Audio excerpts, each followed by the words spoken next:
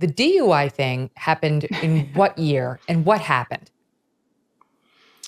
Yeah, this was back in the early 90s when he was still in Nebraska, and he was going nearly 100 miles an hour, about 40 or 50 miles over the speed limit at the time, and was intoxicated. But then later, when this pops up in a congressional when he's running for Congress, his campaign manager basically says, that he was not intoxicated, and he was being followed, and he thought that was strange, and that's why he was going fast, and blamed it on some hearing loss. I mean, the whole thing made absolutely no sense. And then we went back and we got the transcripts of the actual arrest itself, and I know ever since too that the state trooper has spoken out who actually arrested him back then, and there's no dispute that he was intoxicated. In fact, it's kind of what ran him out of Nebraska. He was so ashamed of this DUI and whatnot, he offered to resign his teaching position at the time. And I think he did resign. He was coaching a football at that time as well, and then stopped doing that in the wake of this DUI.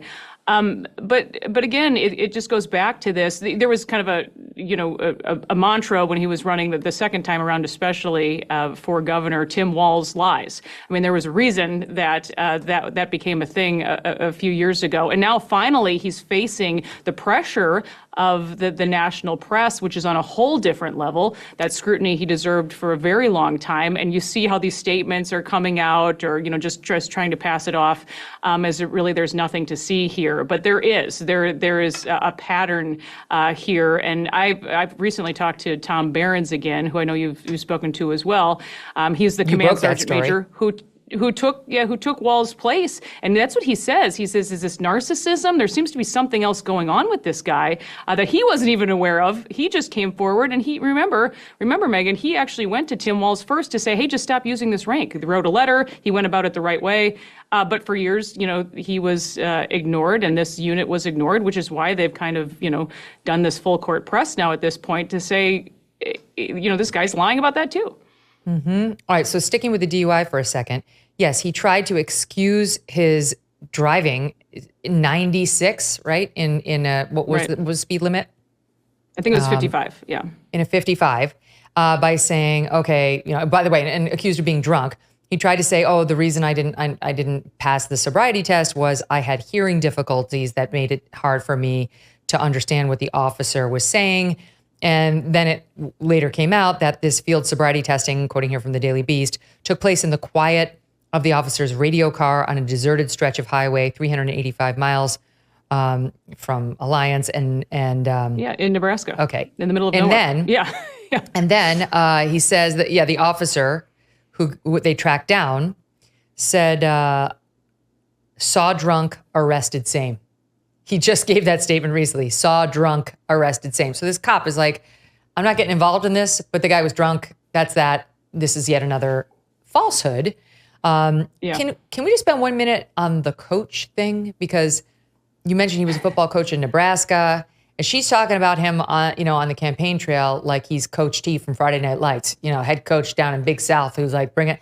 What's the truth about that?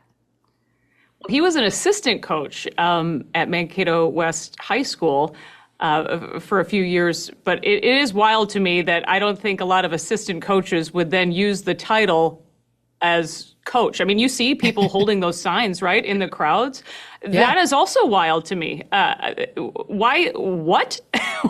They say that they call him Coach Walz. I've been in touch with a lot of former students just these last couple of weeks, and they say that they didn't call him that. Maybe there are a couple here and there, but that is also crazy to me. I mean, my husband is a assistant coach for 6th grade football. He doesn't demand that he be called a coach. It's just crazy. Exactly. It's just like Jill Biden. She's also not a doctor, but insists that she be called it. What is it with these Democrats? All right.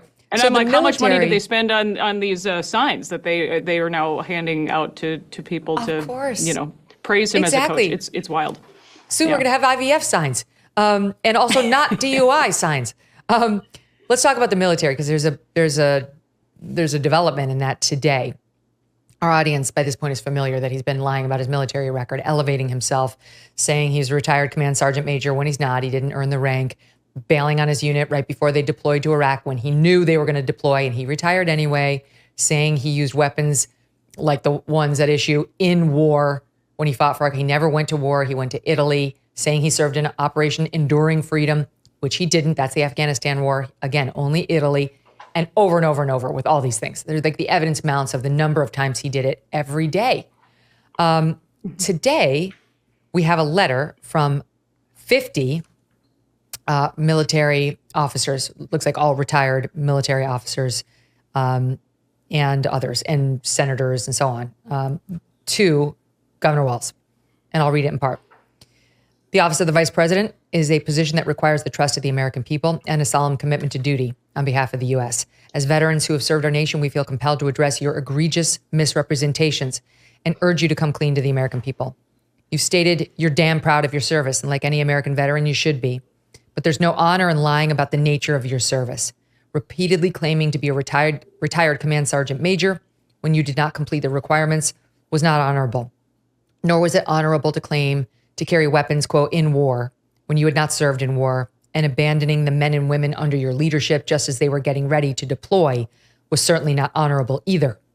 To be blunt, when you falsely claim military service that did not happen and abandon your post, you diminish the real sacrifices made by veterans who did serve in combat. Military service is not merely a job or a uniform. Those who serve in the armed forces endure rigorous training, face perilous situations, and make sacrifices that most civilians can't comprehend. The honor of wearing the uniform is earned through dedication, bravery, and an unwavering sense of duty. You have displayed none of these characteristics as you've lied your way through a political career launched on the foundation of a title you did not earn and combat deployments you did not take part in. In short, our grave concern stems from the fact that the office of the vice president is one heartbeat away from becoming the commander-in-chief. You've already demonstrated your unwillingness to lead in a time of war and a lack of honor through your blatant misrepresentations, exploiting and co-opting the experiences of America's combat veterans for personal gain. That's remarkable. That is a tough, tough letter, Liz. And it's been put out, the copy I have is put out by the Trump-Vance campaign. Obviously, these are supporters of Trump and Vance, but it is not just partisans who are making these accusations or feel betrayed by Tim Walz. Yeah, and that's an important point that I want to make also. This isn't just me coming on and talking about what he's been doing in Minnesota. I've tried. I mean, I've been a reporter for 20 years. I know how this works. I can't even tell you, Megyn, how many interviews I've requested with Governor Walz over the years, and he has denied those requests. I'd love for him to talk about the riots. I'd love for him to talk about his military service. But again and again, his office will decline or will just not respond at all. So to me, that speaks volumes. And here we have sort of this standoff happening with so much of this information because he really has yet to sit down, I think, for a real interview over any of this. And there's a reason for that. There's also this, lies by omission, which is really a thing here, too. I will say that, being a member of the press in Minnesota, it's interesting. I've been a part of press conferences with him in the past, and one story comes to mind. Somebody asked a question. It was a good question that he should have answered, and that person was quickly put in check by his people to say, that's a right-wing talking point. You can't ask that here. What? But that's kind of the understanding that you have with his office, which is just crazy. And that's why he really hasn't done much media, to be honest, in Minnesota in quite some time. I mean, sure, he's feeding stories to the, Minnesota's largest newspaper in the Star Tribune. Even them, I should point out, they went back to previous stories about this IVF, and they've changed the headlines about how they're covering that. And that's just happened in the last 24 hours. So you see that manipulation happening. It's wild. That is so dishonest. That is disgusting. And there's no editor's note or a change or anything along those lines. Oh my God. It's just new lows are achieved daily by the corporate press in covering these Democrats and Trump for that matter. They're just dishonest on both fronts. On the military story, couple of new developments. Now we know that he issued a congressional coin It's called a challenge coin that refers to himself as a retired command sergeant major, which he's not.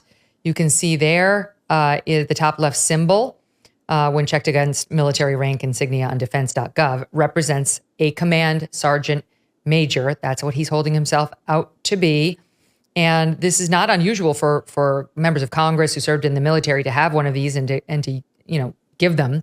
It's considered to be a great honor.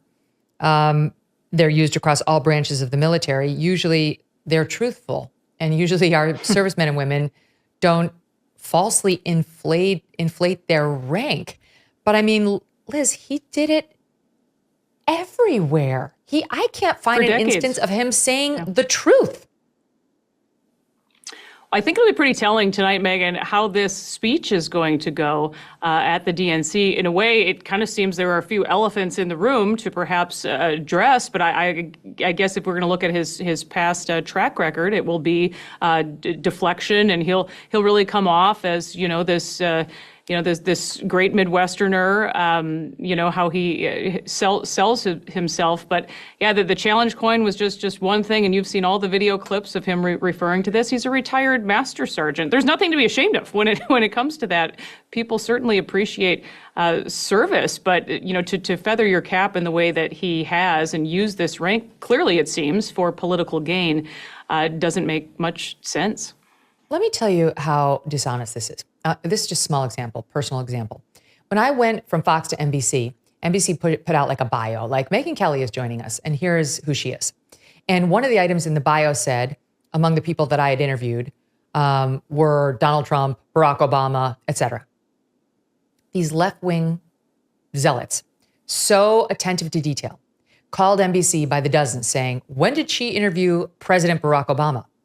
And NBC came to me and asked that question. I said, I never interviewed him as president. I interviewed him when he was senator and running for president.